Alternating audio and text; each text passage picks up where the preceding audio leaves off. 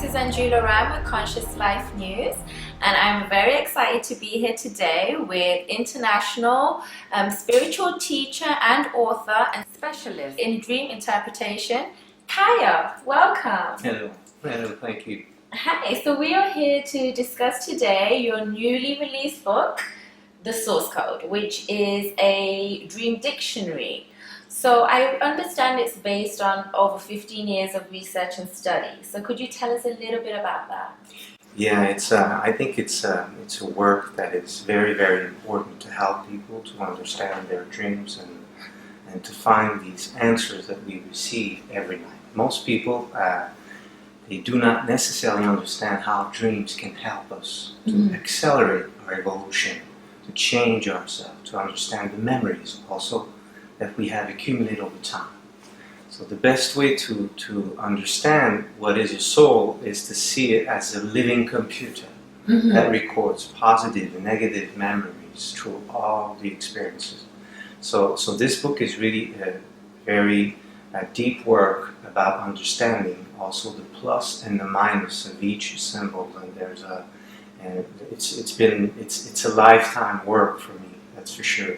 And I went through some very, very difficult time also before I'd reached the capacity to understand these dreams. But today for me it's a great joy for me to be able to be there and to share this knowledge to the world. Yeah, I read in the foreword that your daughter wrote, which is very beautiful, and she had mentioned about the difficult time she had because there was a phase where nobody understood what was going on for you. And it was like being mocked by society and being pushed aside. And now obviously you have so much going on. And also you wrote that one dream can change your life. So could you tell us a little bit about your journey from that time and where you are today? So 18 years ago, 20 years ago actually, I was a multi-platinum recording artist in Canada. So I had the life that everybody can dream of. I was with Sony Music and with the same entourage, Celine Dion. So I had like a whole career in front of me that was there, and I was living in a lot of abundance. But I was feeling empty inside because the spiritual side of me, I've always been there since I was a little kid, and this aspect was even always the notion, the deep connection for me with music. Music was the expression of inner states, was the expression, it was the possibility to meet and help people.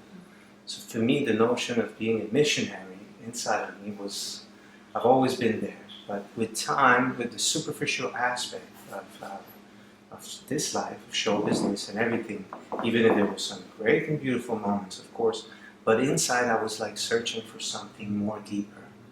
And I was someone that was very, very, very sensitive. This was so intense for me. It took a long time for me to understand this, and now for me it is like one of my greatest gifts. But at the beginning, when I was young, I was like scanning information, and I was so sensitive. So it was difficult for me to understand who I was, in a sense. So I was very shy, I was not talking a lot, I was really in music, I was a perfectionist, someone that was working day and night in studios. So I started when I was 6 years old, so I did a 20 years career in the music industry. So when the dream started to appear in my life, it became my new musical child. And I just wanted to know more and more and more. So when I walked away, I was on top of the success in my career. I was #1 on every radio station. So people didn't really understand this transition that I was doing, and even myself. And I was like kind of completely in turmoil and in deep questioning about the meaning of life. And because at the age of 26 years old, I built the life that everybody can dream about, and I was not happy, and I was feeling empty, and I was searching for God. I was searching for deeper meaning, and I have found communication with the divine and a true and profound evolution through the understanding of my dreams. And the dream started in a it was amazing what happened to me during that time, because 18 years ago, this was one of the major moments that created this transition. I was very involved with different foundations. So I have a foundation myself. So for me, it's important to give back into this. This is who I am, and so I was very involved with different foundation of children, and so the Children Wish Foundation just called me, and there was a young woman. She was 19 years old. She was about to die from cancer, and she received a dream that she needed to see me before she died. And she was, so I took the first plane to go and visit her, and it was amazing what happened. In a sense, I had one of the most profound afternoons of my entire life, and so we had very, very deep discussion, and even aspects are still secrets in me, because she revealed things to me that she knew and that she saw in the dream about what was going to happen to me in the future. Oh, okay. So and I've always knew that, because since I was a little kid, I've always had this spiritual secret world inside of me. And so 2 weeks after she passed away, and without knowing that she just died, during the night she came to visit me in a dream. And it was amazing. She came to me, and she said that they had like a major mission for me in the world to do, and that I would go through a major transformation before that. And she said they had that they had a gift for me, and she brought me in a large black room. And in this room there was a large table, and in the middle of the table there was a square, like a mirror. And in the mirror I was able to see the tunnel of light that we see when we die. Oh, wow. And she said to me, normally you have to die to see this. So you would have seen it while you are alive. So don't be shy. Talk about it. This will completely shift your consciousness forever. So I woke up in the morning, and I was completely transformed. I had like this crystal blues and colors, and it was such a light that was so beautiful, things that I've never seen here on Earth. And not just the mention of having seen it, something, it was not just the notion of seeing it, it was the notion of what it had done inside of me. And so I had tears of joy. I was all, it was intense. Then I just woke up 5 minutes after. My agent just called me, and he said, the family is thanking you. We just got the call that she just passed away. And so I didn't say a word to him. I was so secret with my spiritual world. I was not talking. I was not ready to discuss that to anyone. Even in the newspaper, I was doing interviews in magazines all the time, and TVs, and I was like just doing the same, always saying the same things, and then, like you just, yeah, it's my career, I'm happy, and laugh, Sony music, so I was just like, not playing the game, but sort of, and so if I had an interviewer that was like really, really connecting with me, then I was talking, and it was so easy. But then as soon as I was so sensitive that it was difficult for me to, if the person was like thinking about too many things, then I was getting confused, and I was not able, and I was shy. So anyway, it was a major shift of transformation that happened to me. After that one dream. After that one dream. And then after that dream, I started to receive 10 to 50 dreams every night. Oh wow, that's a lot of dreaming.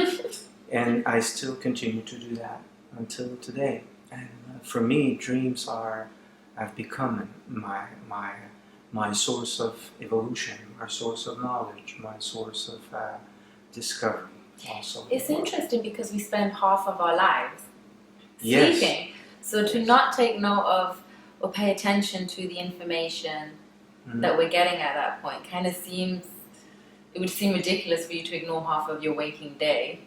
That's true, Right? and most people do not understand with dreams we really reach our spiritual autonomy.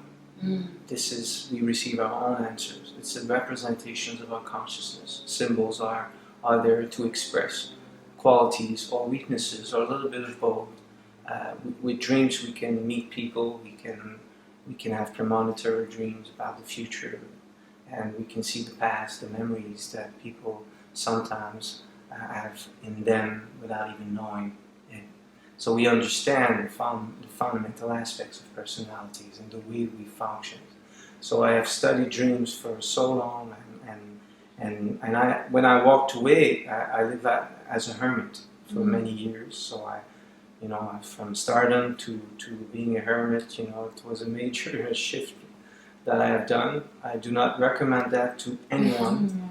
Because I'm walking here in the streets of, on Venice Beach, every morning I do my meditation and I walk, and I have seen so many people living in the street. And for me, I had a lot of abundance, so it was not possible for that I would go that way because I was not using drugs or whatever, alcohols, whatever. I was mostly in prayers. That was the main aspects of who I was. But when I see that, I had like years of just searching and praying and just entering a deep meditation to receive the source code, and now to be able to share it. Because I truly believe that this dictionary is not a normal book, and it will be in the future. It is done through our foundation, and so we don't have like tons of money to make, publicities, whatever. But I'm truly sure that this book will become, in the years to come, something very, very important. Now, this is not just something you've put together yourself from doing your own dream work. You've been working on this, like I said, for over 15 years. And with psychologists, psychiatrists, other professionals, and they're also using this book. So could you talk a little bit about that? Yes, but through the years I started to share. Before that book just, arrived, so I started to share through lectures. And the notions of the dreams that I was explaining, it was like kind of creating huge opening for psychologists and doctors and teachers in many countries. So I got invited from one place to another to share the experience that I was doing and living in dreams, and explain the fundamental aspects of dream interpretation. And most of all these people, with time, they have become my students. So and then we just worked. They participate to do the research and to help me to bring that major work now in place for people. And now you say that we're like individual computers, part of Yes. a cosmic computer. So could you speak a little bit about that? Yes, that is something that you see when you dream a lot. It's like you travel in multi-dimensions. So for me, in one night, I can be in 10 countries. And I can go and help people. I can see how my daughter is doing, my father, my mother. I can validate the information the day after and the weeks after. I can have information when someone's going to die before everything is in process. So I am used to deal with premonitory dreams. At the beginning, it was very disturbing.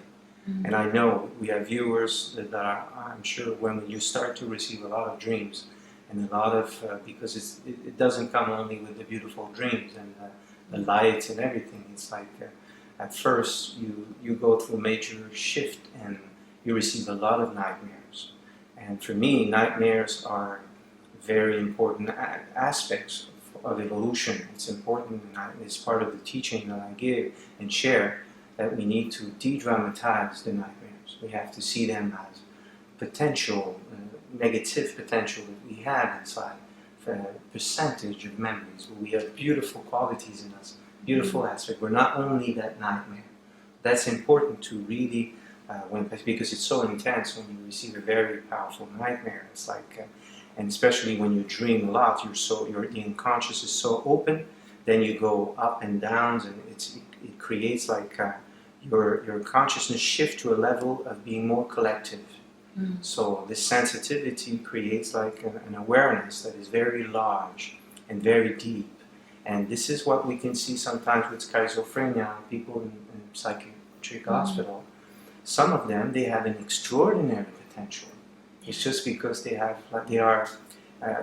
unconscious have been opened before the time, before they have cleansed negative memories, the ego, especially lots of because there's two ways to open the spiritual world and the connection to dreams. It's like either you meditate and you pray and you really devote yourself very intensively to open the doors of yourself and the positive and the negative, of course, to evolve and improve yourself. Or you can have a major ego and you can be like so intense with just wanting to develop spiritual powers, and then you can open the doors.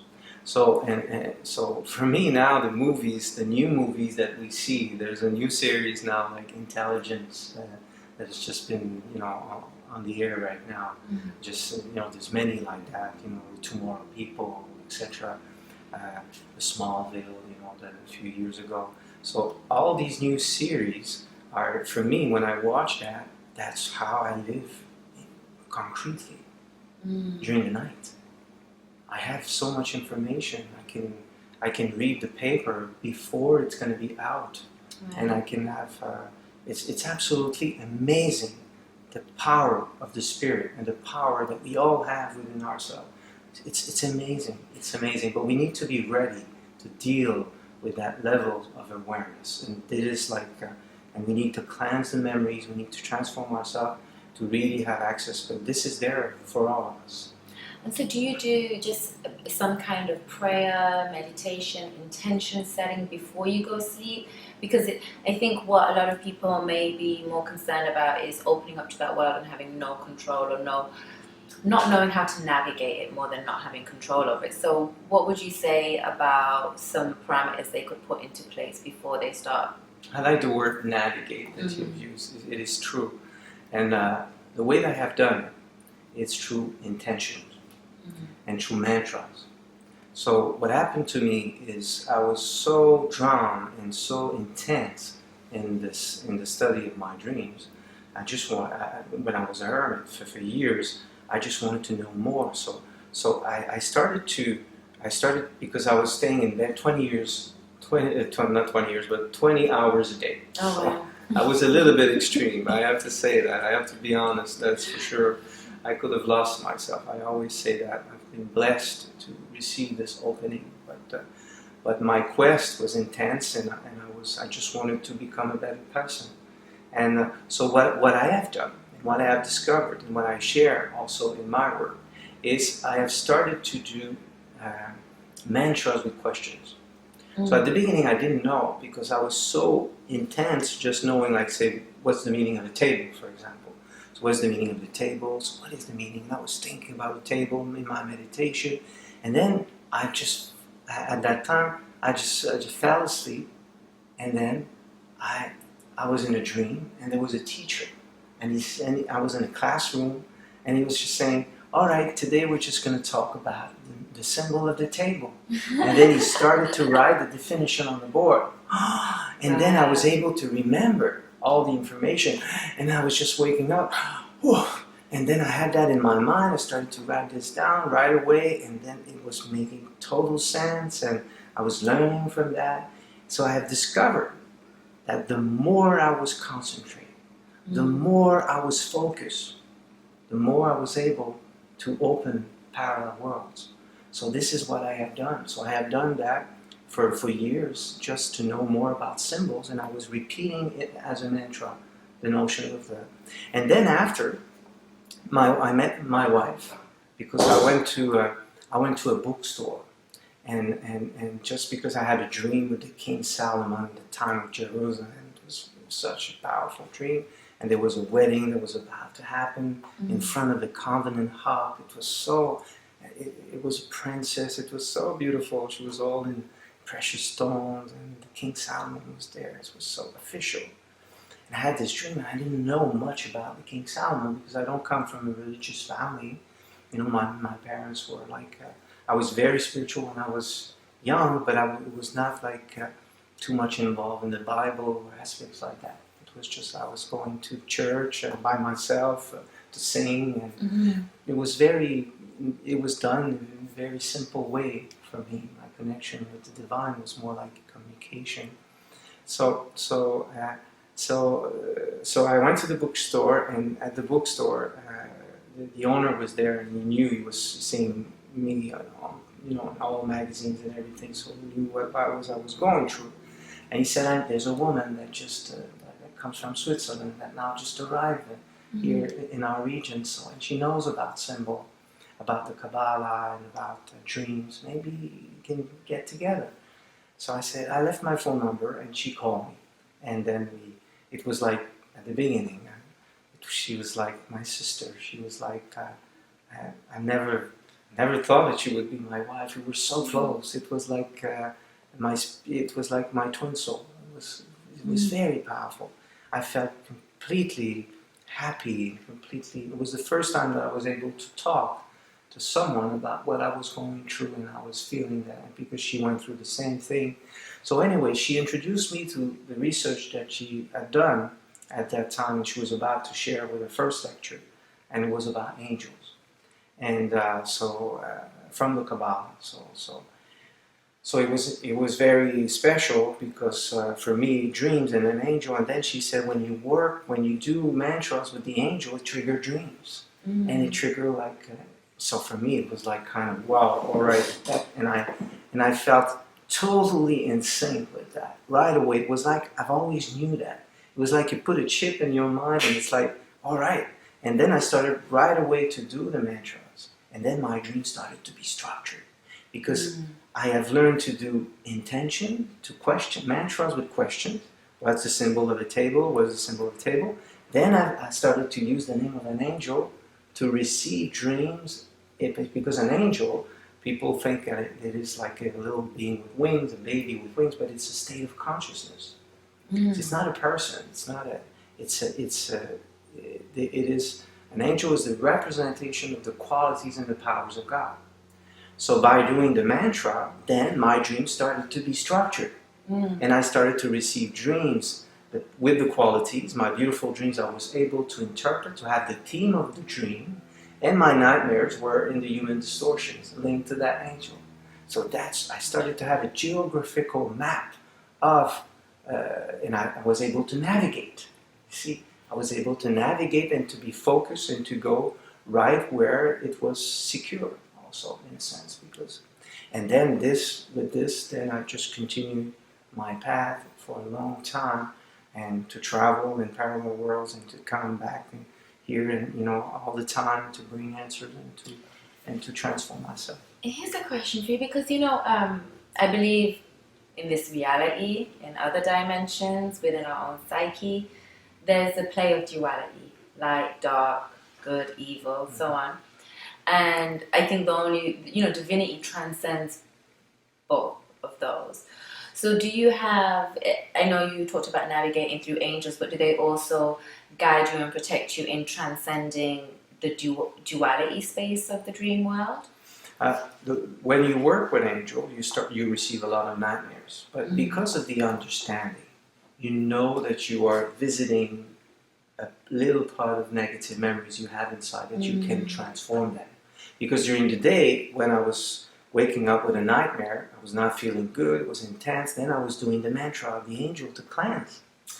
Interesting. And then eventually, at 2 p.m. in the afternoon, it was like a blue sky in me. And I felt the memories that were gone.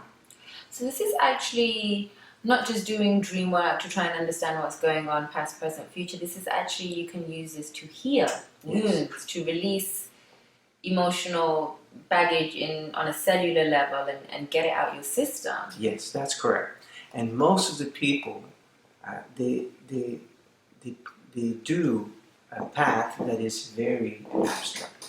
They don't have real answers. Most people pray, but they do not really have real answers. They have feelings, they have things, magical things sometimes that they feel. But with symbolic language, we can understand not just our dreams, but our sons. We live in a dimension here. Life is like a dream. We're here to learn. The other person is a part of me. I experience something, and I attract situations. I attract people exactly like in a dream. Because for me, God is a living computer, and we live inside that computer. It's an energy that is so intelligent and so balanced and so synchronized.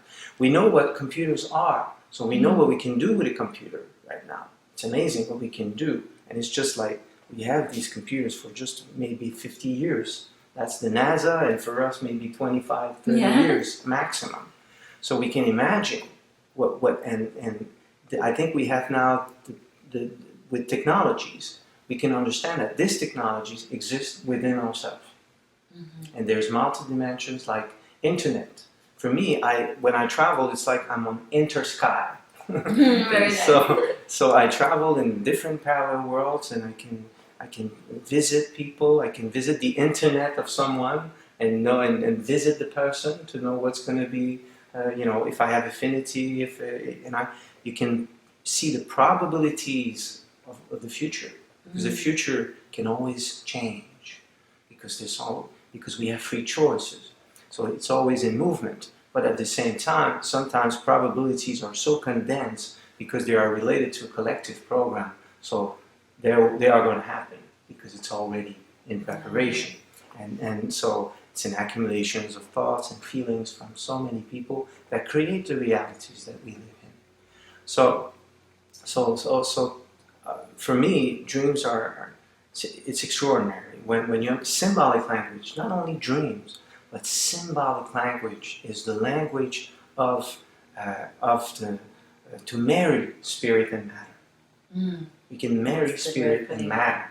There's a reason why we decorate our apartment the way it is decorated. There's a reason. There's a reason why we choose and pick color for our car. If you buy a Mustang, you have the Mustang in you. Unless you don't feel attracted with that. You don't have that. You're going to go with a more classic car. The Mustang, if you're not a sport person or someone with drive, you have to have that. There's a character that goes with a car. There's a character that goes with everything that we buy. We are always living our world in symbols. We build ourselves with symbols. So would you advise or deter anybody from actually using the book to pull the meaning from this dimension? Yes, of course. This book is not just when we see that dream signs and symbols. For me, signs, it is here. Concrete reality. For me, life is like a dream. We see things in the Matrix movie sometimes when something happens. For me, this is like I am used to live like that. I live, and the more we work on ourselves, the more the realities transform, and the more we can have access and process lots of information, and we have a path that is more easy because the less karmas that we have inside of us, the more we have transformed ourselves, the more that you don't have to, because you can even anticipate in dreams when a problem's going to happen. When you have a danger, you'll be warned in dreams before, because you don't have to go through that. Because negativity, evil is educational. So our negativity is only there for us to grow, to experiment things, and to make choice, and to learn not to do that. To evolve from it, yeah. Yes, to make a choice that, oh no, all right, I'm not going to do this because it will not lead me to something good. But certain people, they don't know yet. They're like children. And when you're a child, you just do, and then until it hits, until you have a problem, it's not working, and then you cry, and then all right, and then you change. So a soul has got a long process of evolution and of experimentation to develop itself. Could you speak a little bit about boundaries and maybe the misuse of the dream state? Is there a misuse of dream state? Yes, we can say that. We can say that. That's a very, very good question. Because some people sometimes, they don't have the source code. They don't have the notion of the fundamental aspects of symbolic language. So they interpret their dreams with how they feel it. And it's a first perspective that is important to do. Of course, we need the ambience, we need to feel the overall situation. But to have a precise answer and to be able to really connect yourself with an information, you need to understand symbolic language and the interaction with symbol. So the trap that can happen for certain people is when you dream and you think that there's an accident that's going to happen to your sister because you had that in a dream. But most of the time, it doesn't have to do anything with your sister. It is you. What is the representation of your sister for you? Oh, my sister, she's always like dispersed and going everywhere and doing so many things at the same time. All right, that's you. Today you have that energy in you. You're dispersed. You do too many things at the same time, and this can create. It can bomb people. Doesn't mean you're going to have a real accident, during that day. But you have triggered in you memories. You have started to accumulate memories of you just bumping a person, just not being polite with a waiter in a restaurant. That's an accident. That's an emotional accident. Interesting. You see? So eventually, if you have too much memories of emotional accidents, then eventually you need to experiment a real accident, a condensation of your memories. And then, of course, it doesn't have to be the end of the world. It can be just like a small accident. And then you're going to feel all disorganized and sad. And then you're going to be more careful when you're going to start to drive on the highway. You're going to keep an information in you of being more careful. So the awareness is a process also of evolution through what we live and what we do. Okay, could you speak a little bit about why some people don't recall dreams? Because yeah, that's one of the questions I think that I answer the most when I do the lecture, because people are curious, and some people they do not necessarily always remember their dreams.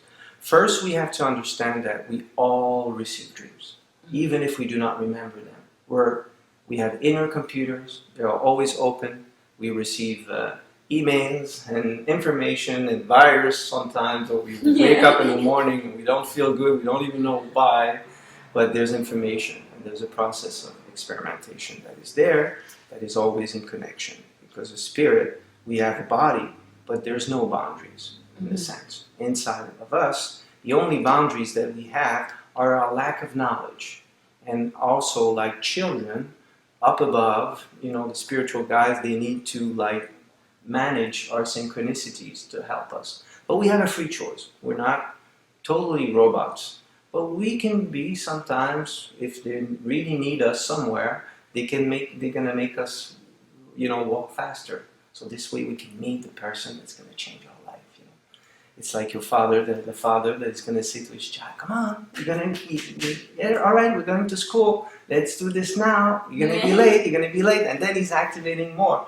So we can have these intuition or forces or metaphysical waves of energies that adapts our program all the time, and they are there to help us.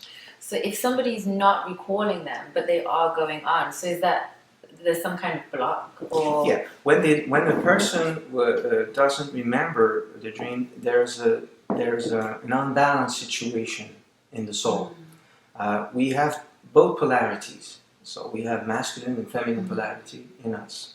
And so our soul is androgynous. So it's got both polarities. That's important because in dreams we don't talk about man and woman. We talk about feminine polarity related to receptivity in our world, and masculine polarity to emissivity, to exterior manifestation. So when we live in a world right now, we have never been so busy as humans right now. We have technologies, we have responsibilities, so many things to do. There's TVs, radios, there's so many aspects. So if we go back 100 of years ago, 200 years ago, it was another way of living. So now we have too much emissivity in our energy, and this is why it can trigger a difficulty for people to receive their dreams. But and the reason why they do not receive them, it's because they are living a real dream most of the time. Because we have to understand that those who are very busy, successful, etc., they are so busy to meet the lawyer and the CPA, etc., etc. So they are like always thinking, they have things to do, so the spirit is very busy to manifest, to do things. So because of that, sometimes they have like a lack of information from within, and they don't have time to take time for themselves also, because when to dream we have to meditate, we have to ask questions and take time, vacation. This is why those people that when they don't receive dreams, they will dream, but when they are on vacation, because they take care of themselves. So I always say to them, you are very busy, very responsible, you're superwoman or superman in life with your family and everything, and that's great. Stay like that, because you're successful, you're creating opportunities, etc. But at the same time, don't burn the candle on the two sides. You need to take time for yourself. You need to balance. You need to process the information instead of just running and running and running. Eventually, you will have to take time for that. So this is one of the notions that is important, and a reason why certain people will not receive their dream. Of course, also to dream well, we have to sleep well. So if we dream if we sleep just 4 or 5 hours, forget about it. You can't dream because you're too stressed, and the physical body needs the energy to renew itself. So we really need to sleep well and take time for ourselves, meditate. So you see how a person is very successful, very intense in life, and there are lots of opportunities, less dream. A person that will have difficulties, that will have problems, more dreams. Why? Because there's an obligation to interiorize. You have nothing to do, so you think more. You think more, you take more time for you, or you cry, and your sadness creates questions. Also makes you look inside, exactly. So it's really about balancing the masculine and feminine, the doing and the being, receiving and extending. That's if correct. You're not dreaming, audience, you need to slow down. And if you're dreaming too much, maybe do something else as well. Then you are very gifted, and it's going to be hard sometimes. That is for sure. You're going to wake up. So, and certain people, they come to me and they say, "I wish I could have less dream." And I say, "No, don't say that. Don't say that. It's like you're one of the richest men in the world. Don't say you don't want money anymore. Just do something with it. Learn to manifest yourself. Dreams are faculties, powers, spiritual powers." And some people, why they don't receive dreams also, a quick answer on that is they just don't know it's important. They don't know. Because we live in a world like, I have a dream, and we think it's a cycle of images. It's a live program. It's like the programmation of your computer. One dream can change your life. With one dream, you can attract hundreds of situations during the day. Your whole program, your whole life can change, because the dream or the nightmare will explain aspects that are in process in you or in process of materialization, concretization.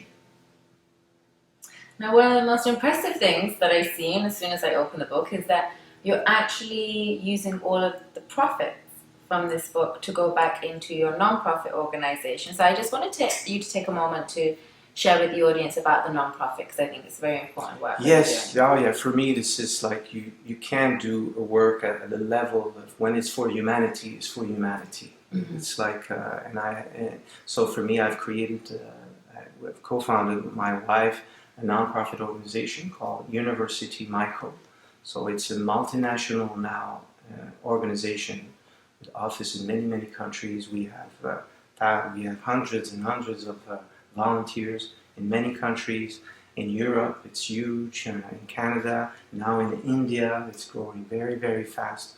So we're very happy to be able to and to help, because the nonprofit is based on, it's a publishing house at the same time. So mostly we have translators, we have teachers from many countries that are helping to write books, to translate them in many languages. So this is like, and there's we have many aspects, music also. We have authors, we have musicians. So it is there for the self-development and the work. It's basically to make the angels' dreams, signs, and symbols knowledge available to people all around the world. So they can go on the website. So we have a website at 72angels.com. So 72angels.com. Or there's another link for it also. It's kayadreams.com. KAYA dreams.com. Okay, so now, although this is your latest book and this just came out last week, you do also have the Angels book with basically it's a dictionary of all the different angels with the mantras and so on. Yes, and there's teachings also how to work with angels and how to understand, because when we work with angels, our life starts to change, our consciousness. So some people that in the spiritual world, they see sometimes angels have baby wings or the religious aspect, but this is not the way we present it. We present it in a very concrete manner. You do the mantra, you receive dreams, you receive signs, you become an angel. And because you live a spirit, you develop your wings of being, develop the multi-dimensions of your consciousness. So it's really a work that, and the book is it's not a philosophical book, it's really a way of life. This book explains how we can live our life by working with the angels. Yes. Okay, so I think that this Dream Dictionary book is not for the faint-hearted, not just curious. Oh, what did that mean? I think it's a very in-depth. I think it's a lifetime book. If you have it, you will have it forever. And it will be just beside your table, your night table, and it will be there. And it is just the first tome also, because there are going to be many more to come. And so we are even thinking about working actually on preparing a database also to put the source code available for the world on a very complex platform on the internet. So our nonprofit is for that, and we have devoted our life, and we have lots of helps and people that can help. So if there's people that want to join us, they are welcome. We're always there to join forces together, and I think this is something that everybody's going to hear, because I'm very intense and I'm going to be there for many years. Good, I hope so. To help people to get the notion of symbolic language, and I truly believe, really deep inside, and I have seen it in my dream, that symbolic language will become one of the most important knowledge in the years to come. Because the new generation, they dream a lot, and they don't want to follow anybody. That's the old-fashioned way of the spiritual path. Tell me, give me the answers. Tell me how to become like Jesus. Tell me to become like Buddha. Tell me, give me the keys. I want to become like that. You want to do it, yeah? So I want to do it. So, and the dreams are a direct connection. And it's a capacity to reprogram ourselves. And it's no one that is saying us what to do. It is us. We receive dreams. And of course, we develop humility for dreams. Because when you know what it means and you have a nightmare, and you know that it's like, this is part of your personality, it's like, it's not always easy. But it's the best way to develop compassion, and to develop also a notion of understanding that negativity is only there to be transformed. For us to evolve from. So I not only recommend the new book, I had a look through the Book of Angels, and I would highly recommend that book as well, for them to come together. Thank you so much, Kai. It was such a pleasure to sit here and speak with you. We will also be posting and put a little bit of information about the websites and so on. This is Anjula Ram with Conscious Life News. Thank you for watching.